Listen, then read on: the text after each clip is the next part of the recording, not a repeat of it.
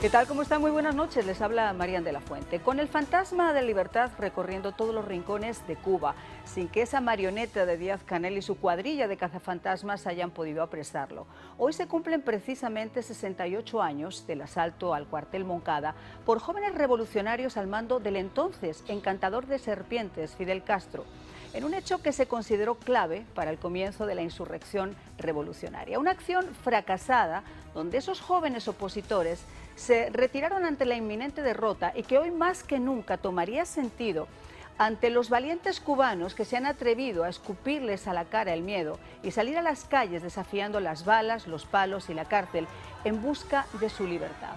Y digo que debería ser significativo para ellos, porque estos revolucionarios de salón, amigos de predicar lo que nunca practican para sí, pues además de su profunda idiotología inservible, carecen de memoria o practican una suerte de amnesia selectiva que les hace reprimir, hoy con toda su furia, lo que un día fue la inspiración de su maldita revolución. Y si no, permítanme leerles las que fueron las palabras del propio Fidel antes de entrar al cuartel Moncada. Compañeros, podrán vencer dentro de unas horas o ser vencidos, pero de todas maneras el movimiento triunfará. Si vencemos mañana, se hará más pronto de lo que aspiró Martí.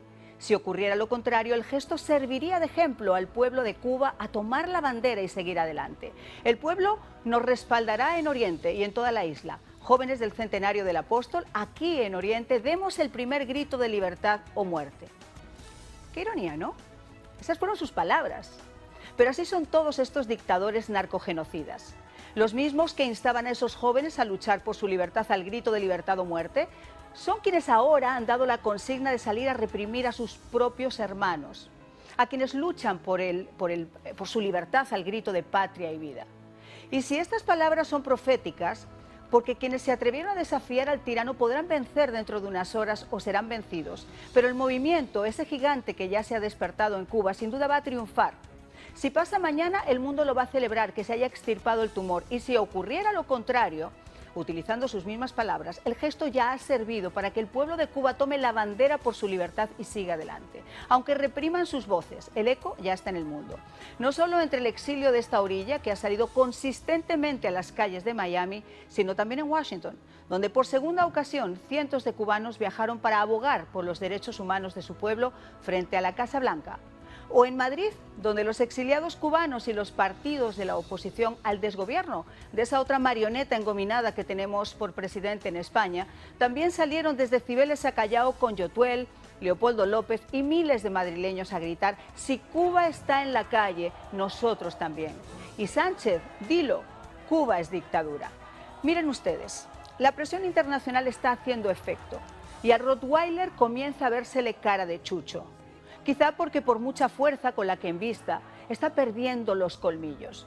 Murió el amo barbudo que lo alimentaba, el que le exhibía en el mundo, el que lo enseñó a perseguir, a matar, el que entregaba cachorros a quienes amaban su raza. Ahora al perro no le quedan más que rabia, pulgas y colmillos gastados. Esa es su revolución. Y así comienza el espejo.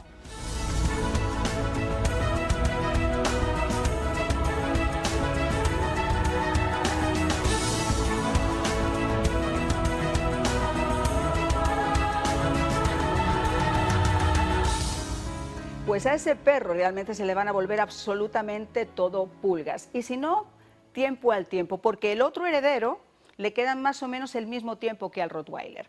Pero para hablar sobre todo esto y lo que ha pasado este fin de semana, tenemos con nosotros a Frank Calzón, politólogo, es director del Centro para Cuba Libre. Muchas gracias por acompañarme. Ya tenía yo ganas de que viniera aquí a conversar conmigo. Muchas gracias por invitarme. Y tenemos también a Laritza Diversent, abogada, directora ejecutiva de la organización Cubalex, que ha estado muy ocupada estos días con los habeas corpus para los familiares de esas víctimas de la represión. Muchas gracias también por acompañarnos. Gracias a ustedes por la invitación. Y si me lo permites, voy a comenzar contigo, porque una de las cosas por las que uno podría prever, y lo vamos a hablar después también con Frank, que a este régimen ya se le empiezan a ver la cara de chucho y las pulgas, es que fue con toda su parafernalia a detener, a reprimir, a golpear, a meter a estos jóvenes en la cárcel, a cargarlos, valga la redundancia, con cargos absolutamente irrisorios, pero ahora están muchos de ellos en la calle. Cuéntanos cómo está funcionando todo eso. Bueno, la información que hemos tenido desde Cuba a través de los familiares y personas allegadas a las manifestantes que fueron arrestados el 11 de julio es que algunos han sido liberados con multa, otros han sido liberados bajo medidas cautelares no privativas después del arresto, como son fianzas y también obligación contraída en acta y reclusión domiciliaria. A un número, todavía no tenemos la cifra determinada, fueron juzgados en procesos sumarios sin garantías del debido proceso y otros todavía están en prisión y le estarían imputando, por ejemplo, más de un delito, o sea, junto con desorden público estarían imputándole propagación de epidemia, incitación a delinquir y también atentado por haber respondido a la violencia con que fueron tratados por los agentes del Estado. Hasta ahora no tenemos información de que ninguno de los agentes del Estado estuviera siendo investigado o procesado por los actos de violencia contra los manifestantes y tampoco tenemos información de que bueno, se haya iniciado procedimiento contra las personas que salieron con palos y piedras que también participaron en las manifestaciones como contra manifestantes y golpearon y usaron la violencia Ujú. física contra manifestantes. Esa es la información que Así es, pero fíjate, yo te digo que esta gente está jugando a la desesperada y que no saben realmente qué hacer y la presión internacional está empezando a hacer su efecto, porque primero fue con Camila Acosta, la liberaron. Los cargos que se han inventado son absolutamente irrisibles, o sea, no tienen sentido por salir con una cámara fotográfica 1 año, 2 años, no tienen representación legal como has contado. Pero el punto más importante es que Bruno Rodríguez dice que no hay menores de edad detenidos tras las protestas, el canciller cubano. Sin embargo, esto lo desmiente la fiscal general que dice que sí los ha habido. ¿Cómo se come?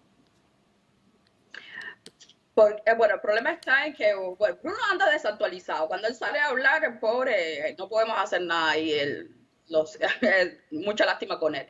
Pero lo cierto es que la responsabilidad penal en Cuba a partir de los 16 años, lo que no significa que las personas entre 16 y 18 años dejen de ser menores. Cuba es parte de la Convención Internacional para los Derechos del Niño y por tanto tiene obligaciones, entre ellas que los menores que entren en conflicto con la ley penal tienen que ser tratados de manera especial, especialmente deberían haber estado contactando con sus padres constantemente a la hora de todo este procedimiento especial y además contar que en Cuba hasta ahora no hay tribunales especializados que puedan tratar la situación de los menores en conflicto con la ley penal, ¿no? Pero sí decir que sí hay menores privados de libertad, que sí hay menores que fueron juzgados y que todavía estamos investigando, pero hemos recibido información que podrían estar junto con adultos ya sancionados en los centros de detención. Fíjate, Frank, a mí me gustaría conversar contigo porque otra de las cosas que ha dicho este individuo, que son de frotarse los ojos, es que en Cuba no ha habido un estallido social. O sea, como si esto fuera el final de las procesiones de Disney World, cuando ya acaba el día, que te ponen los fuegos artificiales. Eso no ha sido un estallido social, ha sido una verbena. Eso fue lo mismo que dijo el dictador militar comunista, el general Jaruzelski, cuando hubo una cosa similar en Polonia. Metieron en la cárcel a Lech Walesa, que era un Solidaridad. del movimiento Solidaridad, un electricista, un obrero, y a otros líderes, pero el movimiento no terminó ahí. El movimiento siguió creciendo, la solidaridad entre los polacos siguió. En Cuba una de las cosas que ha sucedido es que esa solidaridad, que la llamaban así en Polonia, ha regresado a Cuba, porque hasta hace un tiempo los cubanos tenían mucho miedo de hablar con nadie. Ahora los cubanos, muchos, tienen amigos que han estado con ellos. Es la dinámica que es tan importante. Y en cuanto al mundo internacional, la parte internacional, la importancia de lo que ha sucedido de Cuba es algo que quizás algunos no se dan cuenta. La capacidad de aglutinar a toda esta gente dentro de la isla, la capacidad de movilizar la opinión internacional. Eso todo es producto de San Isidro, de UNPACO, de Cuba Decide y de otros grupos dentro de la isla. Ellos han pensado muy bien en dónde están, pero sin embargo algunos de nosotros queremos decirles a ellos cómo deben actuar. Ellos están allí, yo creo que nuestra labor es apoyarlos a ellos y cada vez que haya uno que vaya a la cárcel, hacer lo que se hacían por los polacos, por los checos y por los otros, y es salir a defenderlos. Y eso está, y yo creo que ese es el camino. Ahora, tú eres una persona con relaciones extremas en Washington que ha llevado la bandera de la causa cubana por muchísimos años. A mí me cuesta mucho trabajo creer, Frank, con toda la honestidad del mundo, y yo lo he criticado en este programa abiertamente, porque me parece que honestamente es criticable y alguien lo tiene que hacer. El tema de las sanciones que se quieren imponer a Cuba. Ayer, por ejemplo, en el día de ayer, entre ayer y hoy, ha habido cortes de internet continuos en la isla porque la gente tenía miedo que con esta fecha fuera a haber un rebrote y no querían que eso saliera. Una cosa tan simple como poner internet al pueblo de Cuba. Una cosa no tan simple, pero por lo menos más efectiva que simplemente atacar a los boinas negras o atacar al ministro de las FARC. O sea, el tema es, ¿por qué no ir a por los puestos grandes? ¿No ha llegado ya el momento de que se tomen acciones concretas con quienes dan las órdenes? No quien las recibe, sino quien da las órdenes. Bueno, la cuestión es que algunas personas, si estamos hablando del gobierno de Estados Unidos, quieren creer que el presidente de Estados Unidos es como un dictador latinoamericano que puede coger el teléfono y ordenar. No es así. En cuanto a lo del internet, eso se ha destapado precisamente porque la administración Biden, y yo no he sido fanático ni a favor ni en contra de Biden.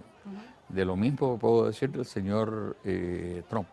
Pero es la administración esta la que dijo que están buscando formas de hacer posible que los cubanos tengan acceso al internet. Pero claro, todo el mundo dice que es muy fácil. No hay nada fácil en Washington. No, pero solamente una apreciación. ¿Es la administración del señor Biden o es el trabajo de todos los congresistas y de todos los senadores cubanoamericanos que están abogando por que eso ocurra? Porque del dicho al hecho va un trecho. Al principio no hacían ni caso, al principio ni siquiera íbamos a estudiar, después iba a crear un grupo de trabajo y después salieron estas sanciones por la presión que recibieron en Washington. No, por eso y la presión que ha habido en Washington se debe a lo que está sucediendo en Cuba. El actor fundamental de esto no somos nosotros ni son los políticos buenos, amigos nuestros en Washington. Son los cubanos en la isla, claro, los que ellos han salido y han obligado a otra gente a actuar. El presidente de Estados Unidos, el señor Biden, dijo una cosa que es terrible para el gobierno de La Habana, porque el presidente, al lado de la canciller alemana, sí, en una conferencia de prensa, él dice que las remesas son un problema porque el gobierno de Cuba se las quita o le quita un gran pedazo de eso. Esa declaración no fue para los cubanos de Miami. Esa declaración salió alrededor del mundo porque estaba la alemana ahí. El cuento, muchos de los cuentos de La Habana se les están desmoronando de un día a otro. Los cubanos acá tenemos que entender que uno no debe de pedir lo que ya sabe de antemano que no le van a dar. Lo del internet es más importante en este momento que Radio Martí o TV Martí fue en un día. El movimiento San Isidro en la isla ha logrado una resonancia internacional en la comunidad europea, el gobierno de Canadá. Inicialmente sacaron una declaración muy débil. Los cubanos canadienses le han hecho protestas por todo el Canadá y ahora han sacado una versión mucho más fuerte de todo eso. La administración ha hecho una medida que quizás no se entienda la importancia. El gobierno de Estados Unidos ha logrado que 23 democracias se pongan todas demandando el cese de los abusos en Cuba. Es decir, mientras todo esto vaya caminando, y recordemos que hace solo unas cuantas semanas se decía que todo lo que había hecho el señor Trump lo iban a darle para atrás. Pero yo no creo que la administración, utilizando tus palabras, no creo que haya sido la administración, creo que ha sido el pueblo de Cuba. Sí, pero yo no tengo esa bola de cristal, lamentablemente. Bueno. Pero en la administración hay amigos como la subsecretaria de Estado para América Latina, la señora Chu, que todos los días está sacando una denuncia. Y que hay rumores de que la quieren ascender a embajadora, y eso sería para sacarla de nuestro estado y mandarlo a alguna capital en algún lugar. Vamos a seguir hablando después de las protestas y vamos a seguir hablando de qué puede venir después, de qué forma se les puede seguir apoyando para que ese movimiento no se queden veremos. Hay muchas. Bueno, pues vamos a regresar con Laritza Diverset, abogada, directora ejecutiva de la organización Cubalex. Como yo les decía, está aportando pues asesoría legal a todas las familias y las personas que lo necesitan. Cuéntanos entonces, ¿qué es lo siguiente? Porque estamos viendo que hay todavía, como nos decías, personas que están en las cárceles, que no han tenido derecho a juicio justo, que la familia no sabe dónde está. Otros que sin esperarlo los ponen en la calle de un minuto para otro. Pero, por ejemplo, con los que han sido abanderados de estas protestas, ¿qué se puede hacer específicamente desde acá, desde los Estados Unidos, desde cualquier lugar de la comunidad internacional para apoyar que puedan, si no tener un juicio justo, por lo menos que puedan considerarse sus casos? Bueno, partiendo de que ellos no cometieron delitos, las personas que participaron en la manifestación están siendo procesadas totalmente de manera injusta. Y violando su Entonces, Constitución. También, Laritza, porque el otro día leíamos el artículo, creo que es corrígeme, el 51, me parece, o 56, que de la propia Constitución cubana, que decía que uno tiene el derecho de poder salir a protestar y a manifestarse. Exacto, está el derecho a la manifestación reconocido en la Constitución. Está condicionado a que una ley nacional establezca cuáles son los requisitos para ejercer este derecho, ley que en Cuba no existe. Y hay que tener en cuenta de que en Cuba pasan muchísimas protestas siempre a favor del gobierno, como por ejemplo la del 1 de mayo o la que realizó Díaz-Canel días después de las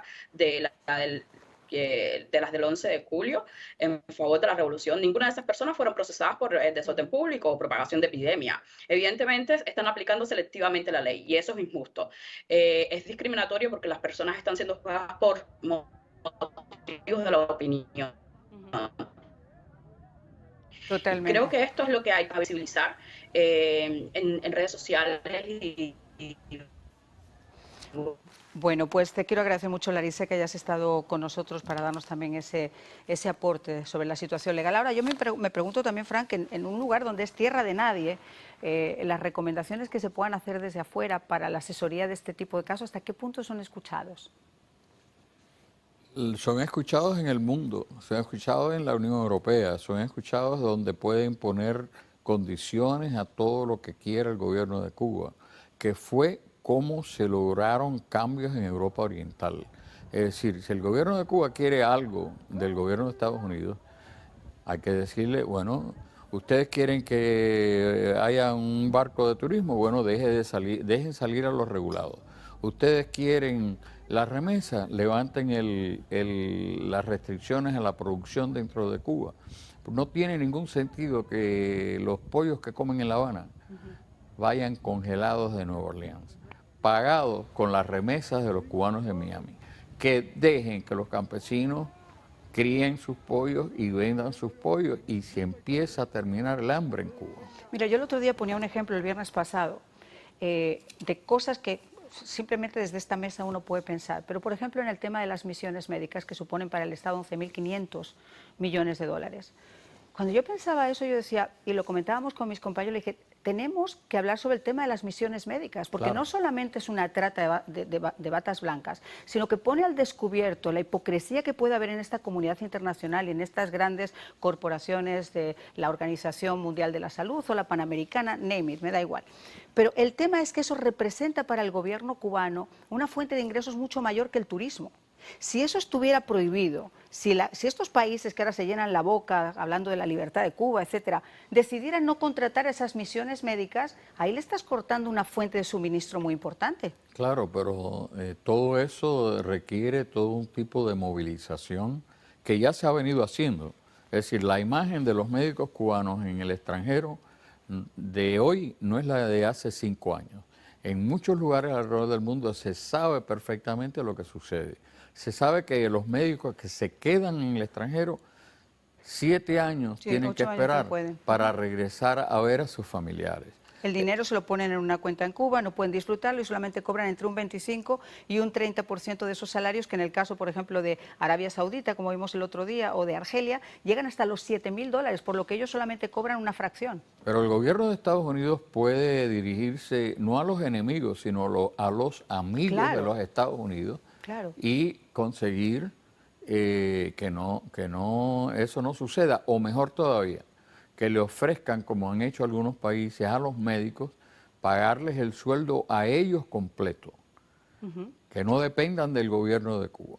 O Estados Unidos puede renovarles ese parol para que los médicos cubanos puedan venir aquí a Estados Unidos, que fue algo que se revocó en la administración anterior, no en la de Obama. Eso es una de las cosas que en el Congreso de Estados Unidos yo creo que están tratando de mover en este momento. Sí, yo creo que era Bob Menéndez y Marco Rubio estaban tratando de impulsar precisamente esa medida, que se les diera parol para que al menos puedan tener un lugar donde venir con sus familiares más directos. Y este es el momento de poder conseguir muchas de esas cosas. Era muy poquito y es un gusto tener a Fran para conversar, pero me estabas hablando de esta carta que justo se había enviado hacía 2 semanas. Cuéntanos un poquito sobre ella. Es una carta que un grupo de más de 300 cubanos conocidos le enviaron al presidente Biden, donde le sugerían cosas como lo del que acaban de decir de las remesas, que las remesas deberían ir para los cubanos y no a los opresores, como dijo el Departamento de Estado. Le sugerían que el gobierno de Estados Unidos debería de condicionar cualquier relación con Cuba a que saquen el ejército de ocupación que tienen en Venezuela y que el gobierno de La Habana devuelva a los asesinos que busca el FBI, el Buró Federal de Investigaciones, que viven en Cuba. Todo eso, hay gente dentro de esta administración que con la experiencia que tuvieron con la del señor Obama, están diciendo, nosotros no somos Obama. Si el gobierno de La Habana quiere algo, nosotros queremos otras cosas. Vamos a ver qué sucede.